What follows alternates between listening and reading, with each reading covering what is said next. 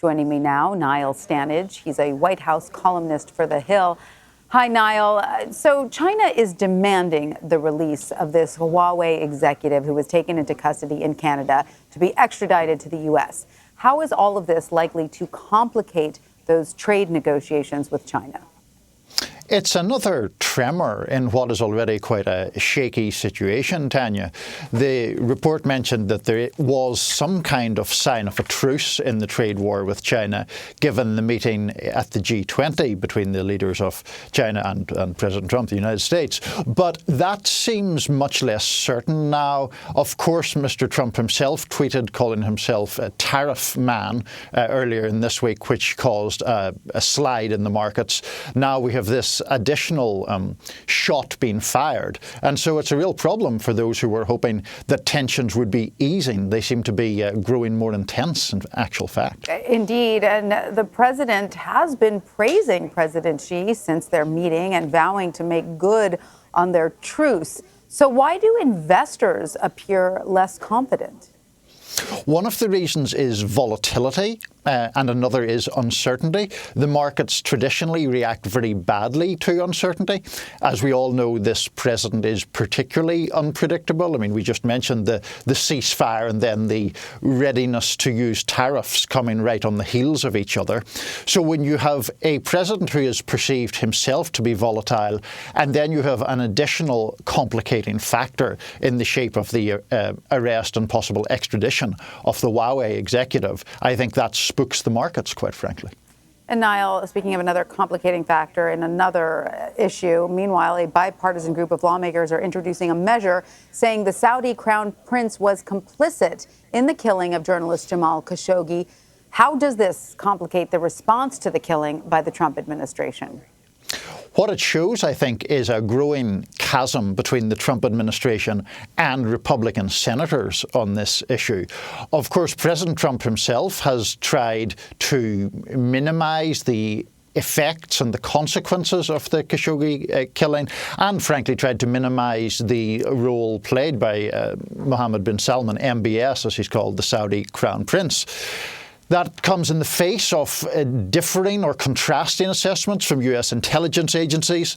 The senators that you mentioned were clearly very affected by the briefing they received by the CIA director, Gina Haspel. That's what is motivating them to be so forceful in their condemnations of MBS and the Saudis. And that stands, as I say, in stark contrast to President Trump's approach. Yes, as much as the White House would like to see this go away, it certainly does not seem as if it will anytime soon.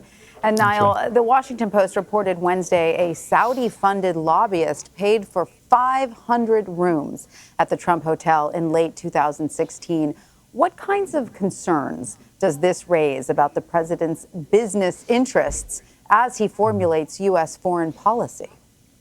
Well, it's probably another return of the emoluments clause, which is a phrase that none of us had really ever heard of or certainly been familiar with up until the past couple of years. In short, this is a constitutional prohibition on any president gaining financially or materially from holding that office. And that's what is under question with this new report.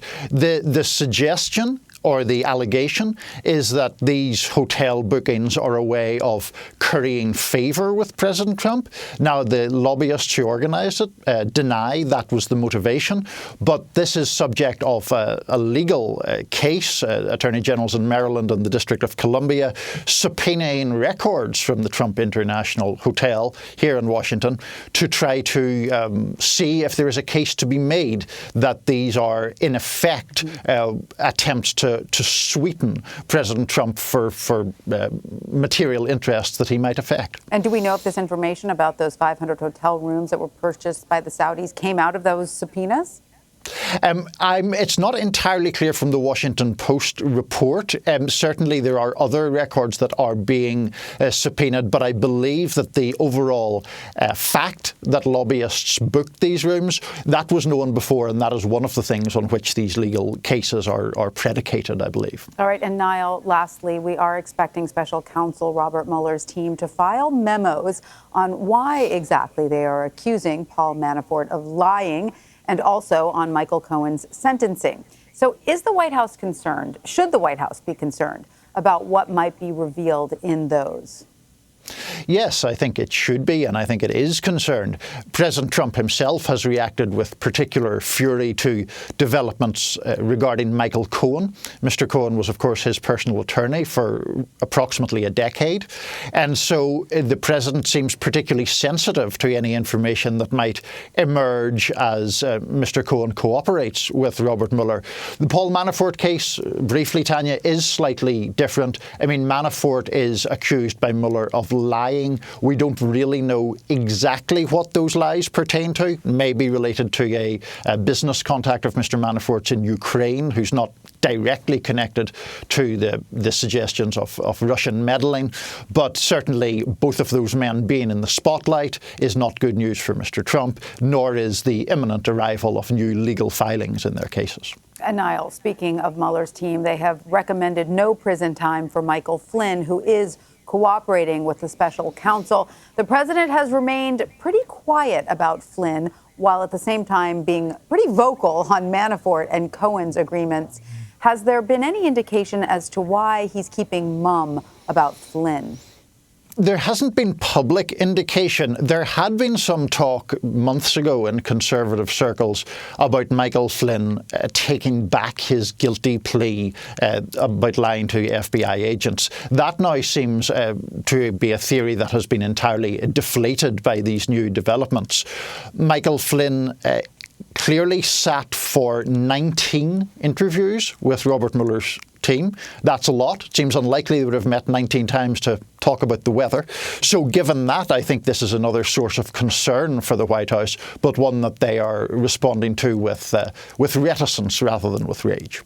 Niall, Stanage, as always, a pleasure talking to you. Thank you for joining us. Thanks, Tanya.